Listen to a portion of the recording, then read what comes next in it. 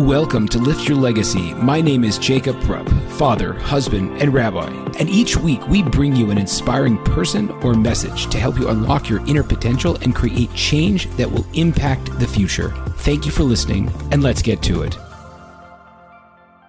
and gentlemen, thank you so much for joining me. It is a most auspicious time, having gone through Rosh Hashanah and now finding ourselves in the Aseres Yemei Tshuva, the 10 days of coming back to ourselves.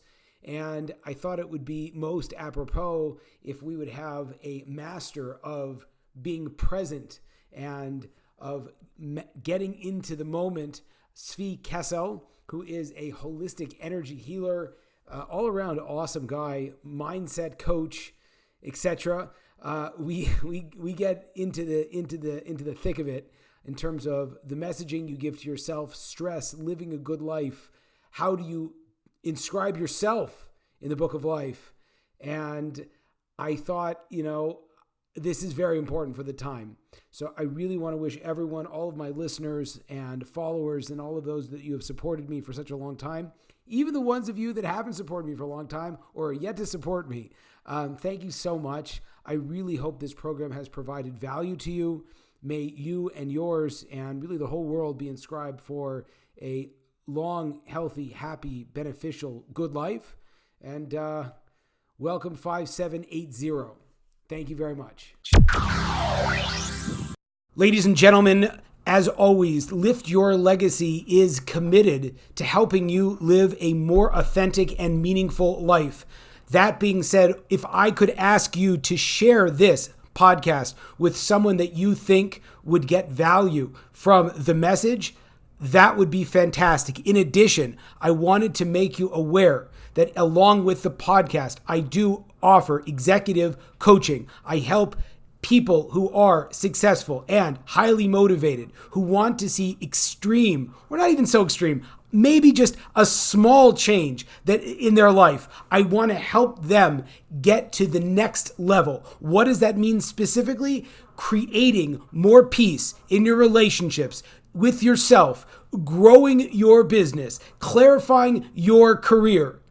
And even if you need a little bit of help losing some weight or getting more healthy, I do that also. I'm not for everyone, but for those people that are invested in making their life better and taking the next step, I highly recommend you consider me as a coach for you. Now, how do you get in touch? Well, you found the podcast. I wanted to tell you also my email, Jacob, my first name, jacob@liftyourlegacy.live. Feel free, please, to reach out there or on any or all of my social media channels.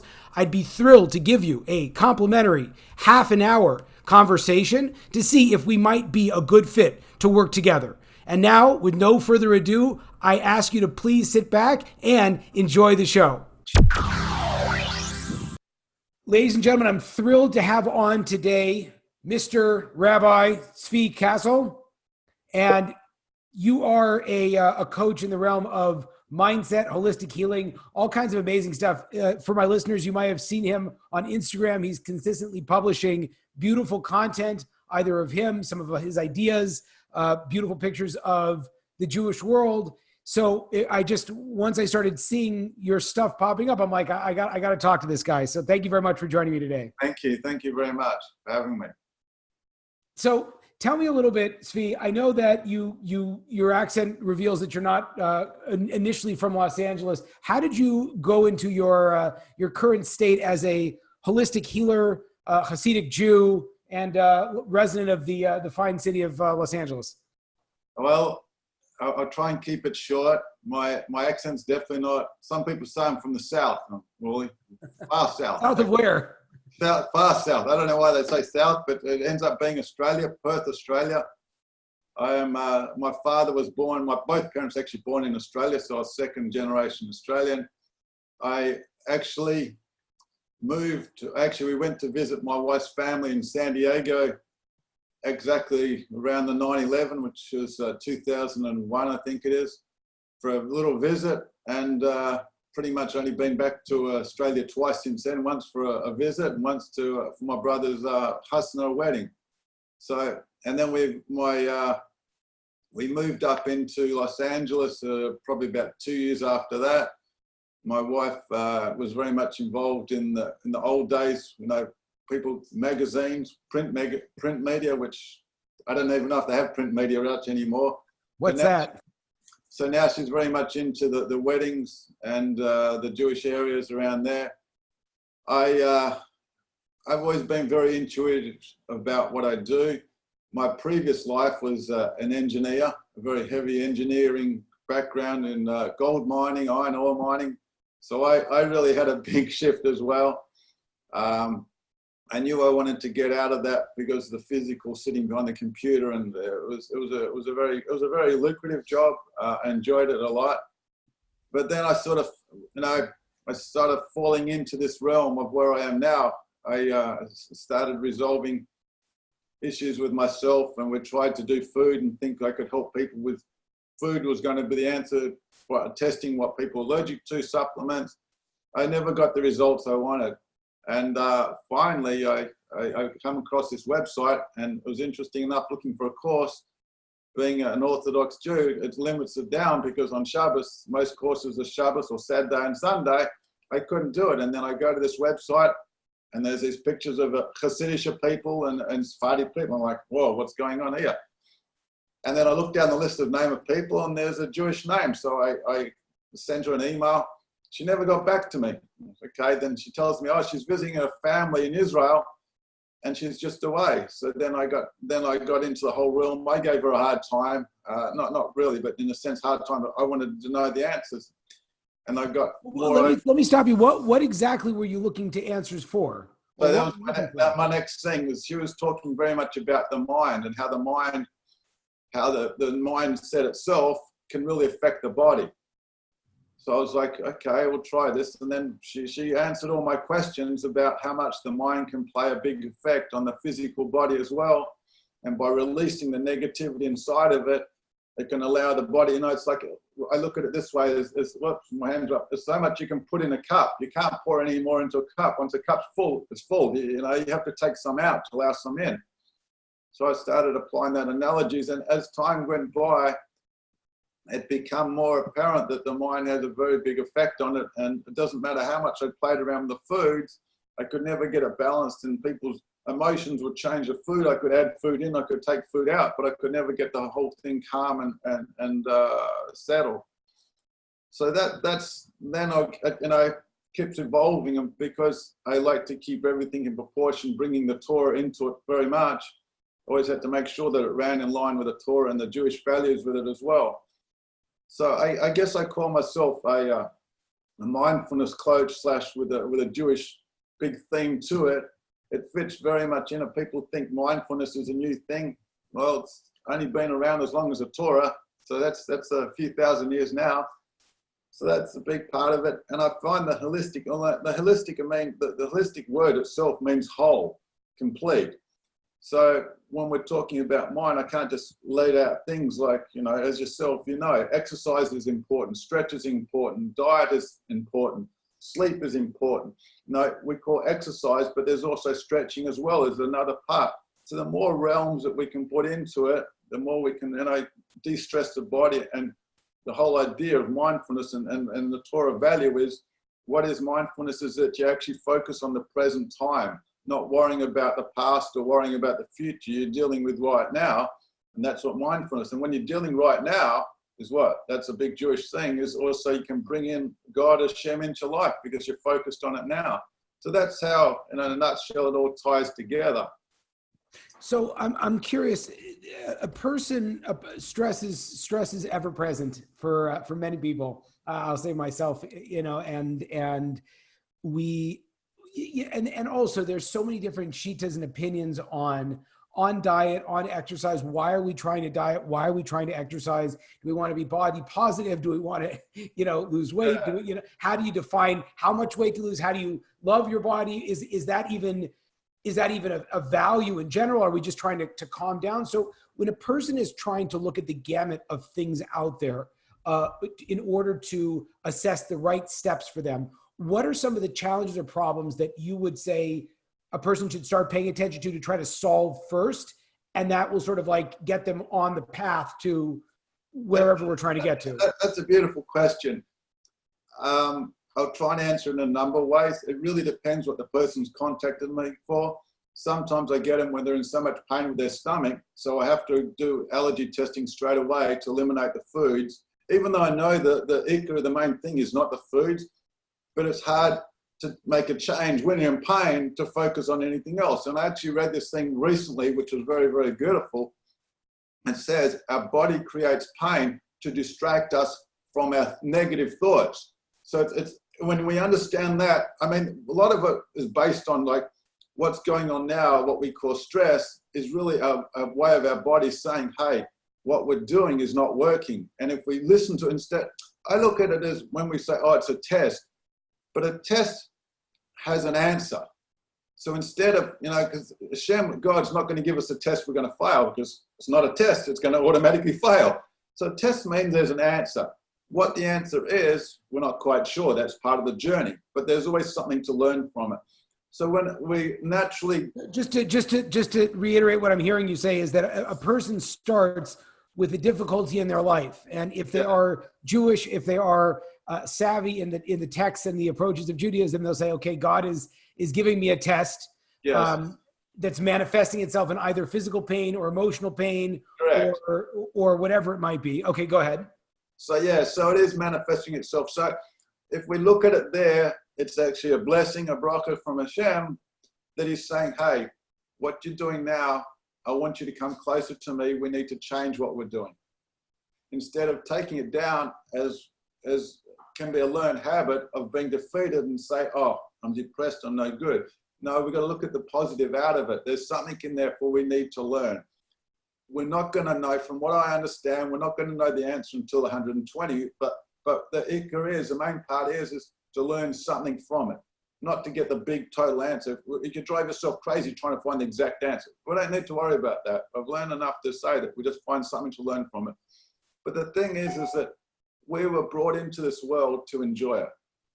And what I mean by that is there's a Gemara that says, how much pain do we need to suffer in this world? Enough to put your hand in the pocket and reach and grab the wrong coin. So if that's as much suffering as we need, I mean, that's almost nothing, So it shows you're meant to enjoy this world. So if we understand that, we say we've got stress as well. What we're actually doing is saying that I'm above God, Hashem, and taking it on. It belongs to him. So we got to slow this down, because this is some really radical stuff that I feel like is, blowing the mind up. Yeah, no, honestly, it is, because so much of our lives, and there's, I think I don't know where it comes from. I can imagine where it comes from, but there's such a stigma or an expectation that Jewish life in particular, is supposed to be high stress, high strung, but life is so chaotic. And what you're saying, according to the Talmud, is that the life lived properly is a life where pain is absolutely very minimal. And ultimately we're supposed to enjoy, not just, I guess it's not like what the Buddha speaks about of life is suffering, but from a Jewish perspective, life shouldn't be suffering. And if you're suffering, that's kind of an indication that something is not right. Correct. I look at it as, to bring it back to a simple metaphor, is like when you're driving your car and the red light comes on, you don't get a sticky note and put it over there and ignore it. The red light's actually saying, hey, there's something wrong with the engine or whatever part it is of the car. Well, now there's red lights that tell you everything in the car, flat tire, whatever. You need to do something about it. So we don't get the sticky note and say, oh, it's gone, or the engine's noisy, you turn the stereo up. It's there to give you an indication. So if we look at it the same way, if we're suffering physically or emotionally, it's an indication that something's a little veered off than what Hashem created it. So what do you do? Well, I'm sorry to interrupt again. What do you do with the opinion? And this is something that I still think I suffer with, but something I've suffered with a long time. And I hear with a lot of people that I work with is that, the stress makes me better, or the pressure makes me better, or, that what would happen to me if I just didn't have stuff to worry about? Well, there's two parts to it. When people say stress makes them better, we have to break that down into little steps, because what the stress is actually doing is actually, like, remember I said, the pain is actually taking you away from the real issue of the mindset. So what they're doing is when they're saying the pain is actually helping them focus on the end goal. So it's causing them to be a more focused person. But is the pain really helping them? I mean, we're not meant to have pain. It's quite simply from the Talmud that the pain's not there, meant to be there. So it's giving them a more of a chance to be focused. And that's a part to it. Now, I just want to go back a step. Now, we all talk about, I'm stressed on this, but what we're actually saying is I'm copying a learned habit that I've learned as a child or an environment around me, how to react to something. So is it real? It's a learned habit. So as a job as an adult, we need to reprogram ourselves to how we want to do things. And I often say to people, you're married, you've left home, but you're still thinking as in you were living in home before. God forbid, I never blame parents, never do that. That's not what I'm getting at. It's just getting people alert to this is a habit that you've inherited. Because quite often no one wants to hurt anyone else, especially not their parents. They may have inherited it from another one, and especially, I don't want to get involved too much if they're a survivor from the Holocaust. They've gone through a lot, so it can get passed down through generations as well. But God gave us a choice to make change, and it's through neuroplasticity we can reprogram our mind to what we want. So instead of taking on the stress, and as that's really saying this is a way I'm reacting to a situation which isn't really productive. You're saying I'm doing stress, but no, you really want to solve a problem. So that's really, so instead of being the person that gets stuck and says, well, under stress, I'm focused, well, just take a deep breath, keep the mind focused on really what you want. I'm saying no, to achieve your goals, do it through a relaxed way.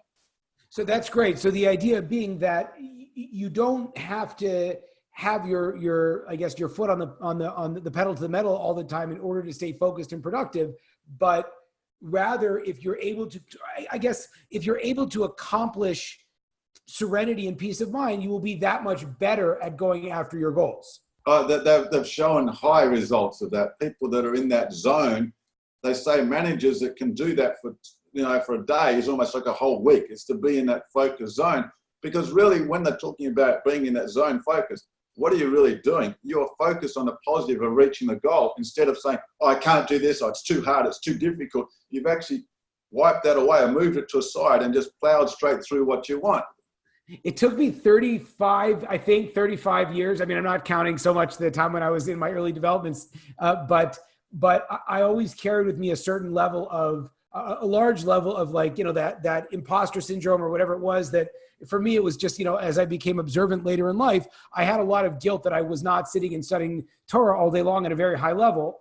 And I felt bad about that. And a mentor of mine told me, and again, it blew my mind. He said, when you see these rabbis that are sitting there and they're engrossed in their studies for a long time, they're actually enjoying what they're doing. When you sit there and you're doing it, you're struggling with a lot of the reading. You're not necessarily reading. So the fact that they can do it, they're having fun. And if you look at all these high performers, again, like you said, most of them in that flow state are able to exist because they're not worrying about, is my car full of gas, or, is the house a mess, or either it is or it isn't, but they're not focusing on that. They're just full into their art or into their business.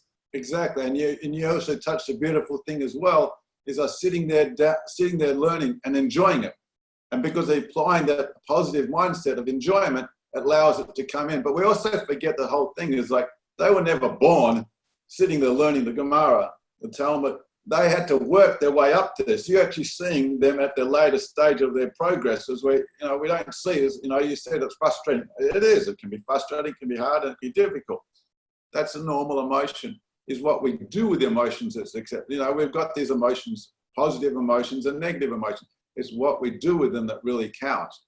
How do you walk through in that development stage? And obviously, even we all see it, I tell a lot of the people, I say I tell a lot of people, it's because I had to learn it myself. And I tell myself that, there's never really a level. I always assumed, like certain level of financial independence would bring with it, like just, all of a sudden the heavens open up and you're chilling out for the rest of the time. But after spending a fair amount of time speaking to people who are, according to all opinions, very, very financially successful, they are not sitting back and relaxing. Most of them are figuring out, what's my next venture, or how do I keep the ventures that I have, performing like they are. So this idea of like a calm state of mind has nothing to do with how much money you have in the bank or how much health you have. It's just, that's a second stage. You have to, yes, I tell people it's two separate categories. Learn how to be happy, and then also let's figure out, how to get your health and your finances where you want them to be.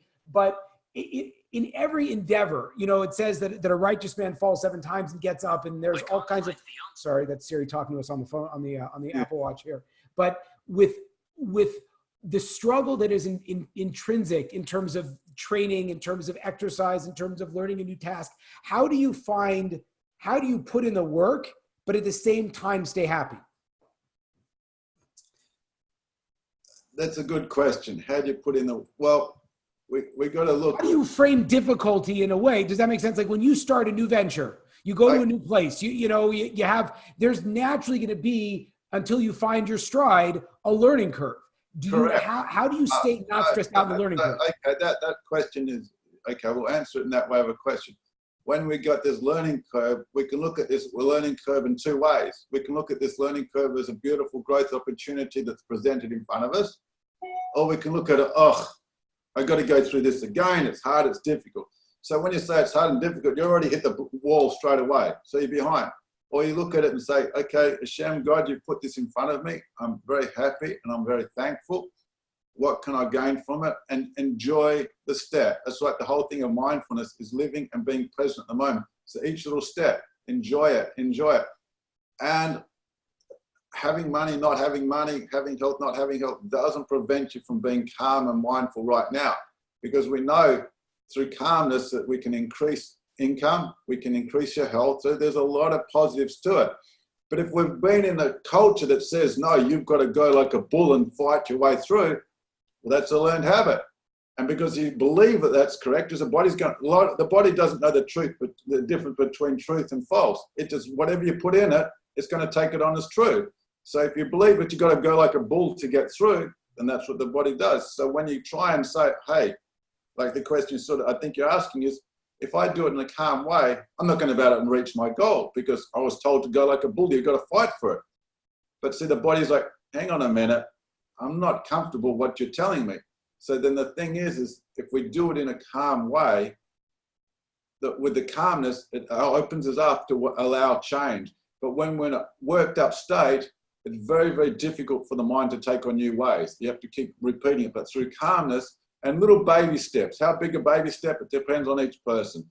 The smaller the steps, the easier it is for the body to take on change. Because change too radically or too big, the body's like, hey, what's going on? So we do it in a calm, slow process, and it's quite happy to take on the changes that way.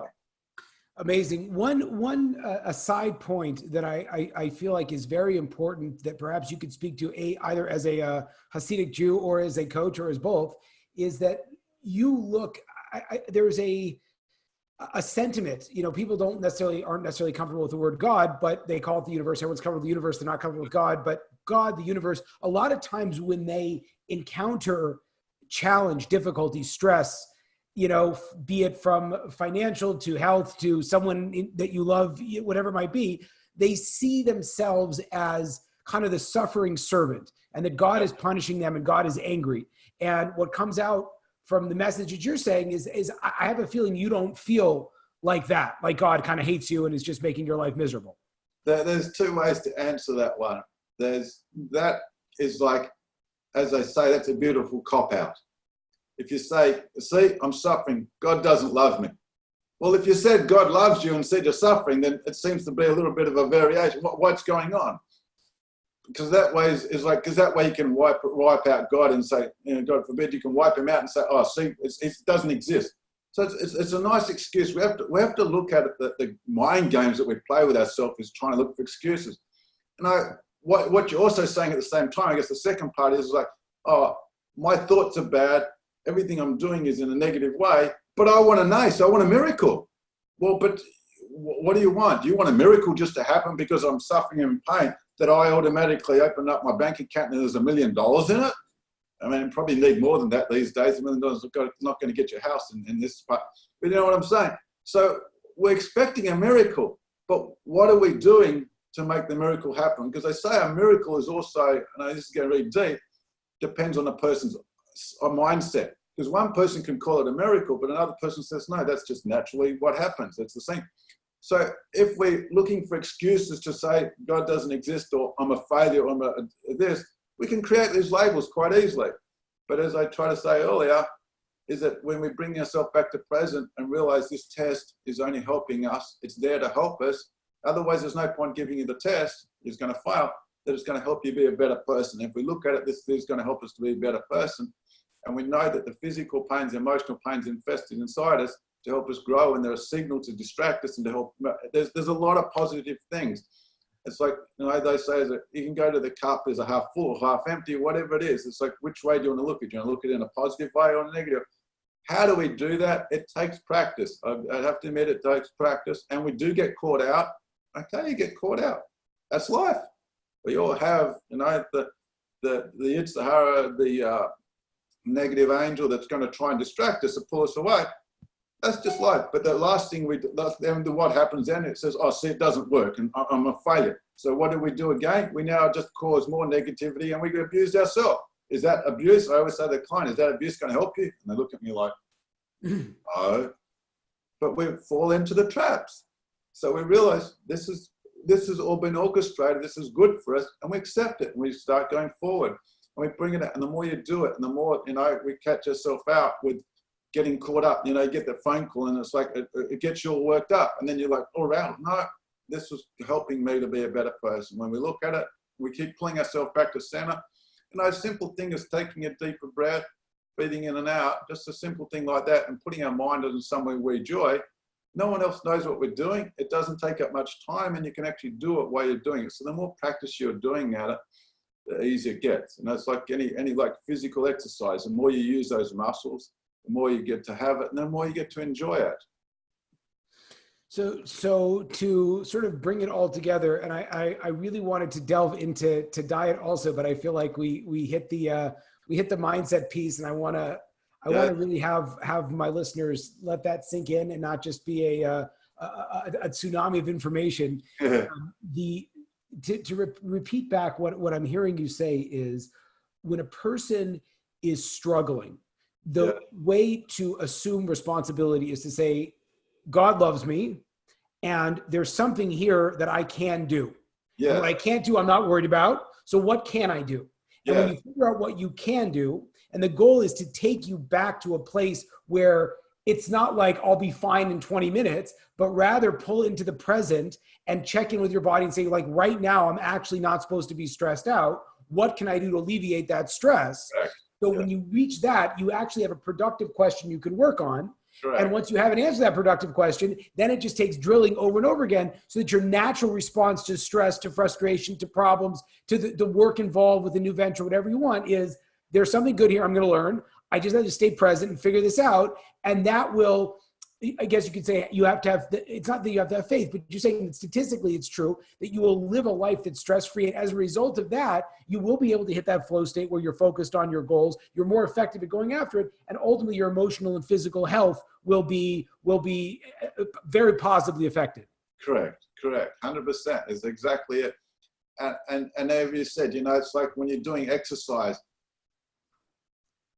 you're focusing on improving yourself on the exercise. You don't go looking for a milestone that's outside your realm. You've done it, you can't do that. Not yet. Well, it's not yet. So we just happily go along and sort of like, as you said, in 20 minutes time, I'm going to see if you're going to say in 20 minutes time, I'm going to see if it works. Well, you've already said to yourself, I'm set myself up for disaster. It's not going to work. For the next 19 minutes, it's not going to work. No, yeah, because our subconscious mind is so strong. So we just happily just accept what it is. And the bottom line is, you wouldn't be thinking about it, you wouldn't be talking about it if you're happy where you are right now. So you're obviously searching for changes. Try. And they say, when do you know change happens? After the event, because if it happens before, you're not going to feel it. After it's happened, you go, oh, wow, it really does work. I've had many, many clients ring me up and give me a hard time. Says, it doesn't work, this is no good. Fine. They just really want me to reassure them. I get it all the time. Doesn't work. Okay. We'll just bring you back. And then they just want to let off some steam because We're used to such an instant society. They want instant gratification. So if we realize that long-term, we're looking for long-term results and a long-term change, because it's like people use the word diet. I don't particularly like that word. It's really, we've got to look at change of our lifestyle. So what we're talking about, lifestyle changes, like lifestyle changing the way you eat, lifestyle exercising. We don't want to do things radically. We want to do things calmly and slowly. And if you're somebody that's used to going quicker, there's still the baby steps, but at a quicker pace. There's no rule, it's like going on a journey. You see on my post, I always talk about a journey. It's not like a running race where there's either you begin and you end. Each little step is a big progress. So if we look at each little step as a major progress, we've achieved something. So we can pick up those little wins, all those little wins on the way. What do those little wins do? Make you feel good. You feel calm about it. Instead of saying, oh, I need to get to the end. No, where is the end? Really, the end is at 120. Then we've made our end of our journey, but we can enjoy it. If we're made to enjoy this world, let's enjoy each moment where we can. And yes, there are up times and there's down times. That's part of life. And we realize those up and downs are very much part of it. We're talking, this is a really good conversation right now for the month of Elul. We're coming into Rosh Hashanah. And Elul, we're meant to be doing tshuva, asking for forgiveness. How many times do we ask for forgiveness that we haven't been joyful during the day? Always think about all the things we've done wrong. But what about if we bring in joy into our life? Simple things like that. So what you're saying is that a person should focus on, when asking forgiveness, it's that meaning most people approach forgiveness as I screwed up. Yes. And most people think, I have all these bad things coming to me, and if I'm lucky, God will give me a pass. Yes. And maybe what we should be asking for forgiveness was maybe I didn't love myself enough. Maybe I didn't have enough joy in my life. Maybe I was too hard on myself. Yeah. And if you have that perspective of, I really screwed up and I'm such a failure, and, I know I should have a lot of bad stuff, maybe only give you a little bit of bad stuff, let me eke out with my life, then that's what you manifest in the next year. But if you go into these days, and I can't stress enough how crucial I think this point is, that if you go into these days saying, if only I would have treated myself better, and if only I can have, God should give me the strength to be more compassionate with myself, my kids, my family, the world, everything, right? Then it just brings all this, it just kind of unleashes everything. And you're not like crouched down in the bomb shelter anymore. You're like, oh, I just had to be nicer to myself. Well, I can do that. Do you know what I mean? And focus on the positive and focusing on what you want. No, I'm a failure of a father. Well, what's that going to tell you? Reinstate. How's that working for you? Failure. Well, what do I need to do now? Focus on, we've got, like 1 + 1 has an answer of 2. So I have a situation now. What is the answer? And it doesn't mean, like 1 + 1 is a simple question. But if you get a hard equation, you have to learn how to do it. It takes time and practice to work it out. Same thing is now, okay, you try this way. You try to, like tshuva. They say, what is tshuva? Now, everyone gets a mistake and falls down. Falling down is the easy part. Getting up is really what we're talking about here. It's like, okay, you're trying this. Just try it. They say the people that never fail never do anything as well. So if you're willing to be open to trying, then you've brought in a whole new arena in your life.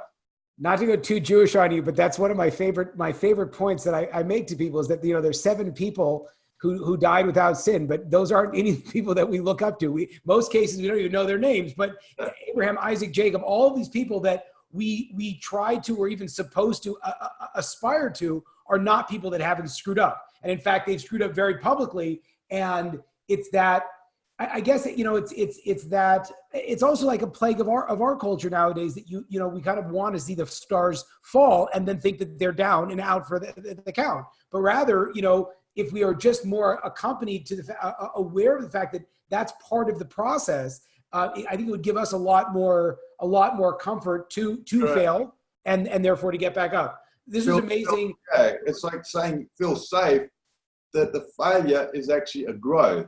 It's not a reflection of yourself of a bad person. It's the other way around. It's showing you that you're willing to try and willing to put trust into Hashem and trust into God, this is a part of the journey. And do we know we've got to go left? We need to go right. It's constantly growth. The more we can look at it as growth, the easier we can take it on in life. And it takes time. I've been on this journey for over 20 years now. And I've been through a lot, moved countries, become more frum and religious and whatnot. But enjoy it. I get struggles like everyone else. I'm not, immune to it. It happens all the time. But I know that they're just new tests that I have to work on. I spend my time, in the morning. I get up very early in the morning. I do my Bodhidharma personal prayer, meditation, whichever way you call it, and try and work out. The thoughts just come to me like, what do I need to work on? Ask for help. God, please help me. He's there. The daddy of daddies, the tati of tatis is there to help. He wants our connection. These things we need to help bring into our life. Our minds are constantly going. The more we can bring into the now and the thing, it's can make our life enjoyable. That's what we really want to do, is try and bring in someone enjoy. And not just, you could say it's selfish working on yourself. We look at it, we're very radiative, we're very magnetic. So the more that we can help ourselves, the more it can help the people around us, and especially the ones we love the most, their families and whatnot. It affects them in a positive way. And especially being a father, we're really the drivers of the ship. The wife's doing an amazing job, but they still need us. So the more that we can bring the calmness into the house, the more the whole house can settle down, and it helps the kids. It's just amazing how it works. It's beautiful. Amazing. Okay, Tzvi, please tell us how people can find you more. I'm gonna share this. I think it's very important. Hopefully this will come out in between Rosh Hashanah, Yom Kippur, and people can reach out and learn more about the work that you do. How do we find you? Well, one of the easiest ways is through Instagram. My name, you can Tzvi_Kessell. I also have a website called Flowing N with the letter N, growing.com. They're probably the two easiest ways to get a hold of me.